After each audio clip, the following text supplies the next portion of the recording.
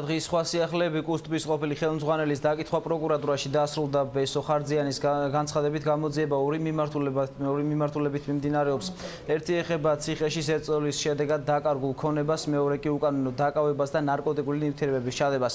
პროკურატურაში რამდენიმე დღეში დაიკითხება შინაგან საქმეთა სამინისტროს 10 თანამშრომელი, მათ შორის სოდის ყოფილი უფროსი დევი ჭელიძე.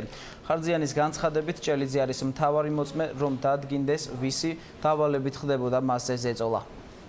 გამოძიება ორი მიმართულებით მიმდინარეობს, ეს არის ციხეში წამების შედეგად როგორ დავკარგეს საკუთრება, ეს არის ერთი ნაწილი და მეორე ნაწილი უბრალოდ და პირველი ნაწილი ეს რომ უსამართლოდ როგორ დამეჭიდეს, ნარკოტიკული საშუალებები როგორ ჩამიდეს, სოდის ქალაქის სოდის თანამშრომლების დაკითხვა დაიწყება ამ კვირაში და მე კმაყოფილი ვარ ინტენსიურად მიმდინარეობს გამოძიება.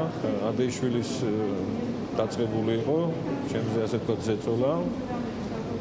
შემდეგ ყველაზე საინტერესო და ქვაკუთხედია გამოძიების დევი ჭელიძე, სოდის უფროსმა, უნდა დაასახელოს ის პირები, ვინც მას უბრძანა, რომ უკანონოდ დავეპატიმრებიე მე.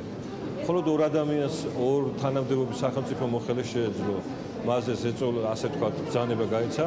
ეს არის ან ვანო მერაბიშვილი, ან დათა ახალა